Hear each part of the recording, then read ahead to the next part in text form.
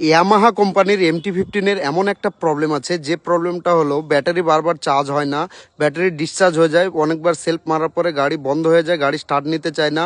অনেকে বলে ইসিএম খারাপ, ওয়ারিং শর্ট, এই ওই হ্যাম ত্যান হাবড়া জাবড়া, মানে বহুত কিছু বহুত জনা বলে। তো বিষয় হলো যে ইউনিটটা আছে, এই ইউনিটটা কিন্তু MT-15-এর কিন্তু উল্টো দিকে থাকে, মানে নিচে মাঠগাড়ের দিকে। এর মাটিতে এসে কিন্তু এই যে জ্যাকটা আছে, এই জ্যাকটা কিন্তু ক্ষয়ে যায়। যে ব্যাটারি চার্জারের তারটা আছে, মানে মেন তারটা, লাল তারটা, এই তারটা কিন্তু কেটে যায় বেশিরভাগ ক্ষেত্রে। তো এই তারটা কাটলে কিন্তু গাড়িতে অনেক রকম প্রবলেম দেখাবে, গাড়িতে লো ভোল্টেজ দেখাবে, গাড়িতে অনেক সেন্সার কাজ করবে না, গাড়িতে ঠিকঠাক ব্যাটারি চার্জ হবে না, তো অনেক সমস্যা হবে, অনেক রকম প্রবলেম হবে শুধু একটা মাত্র তারের কারণে। তো যখনই এরকম প্রবলেম দেখবে অবশ্যই তোমরা এই জিনিসটা খুলে চেক করবে।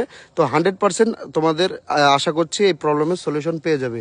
তো বেশিরভাগ ক্ষেত্রে আমার MT-15 যে গাড়িগুলো আছে, এই গাড়িগুলোর কিন্তু এই জায়গায় তারটা কাটে।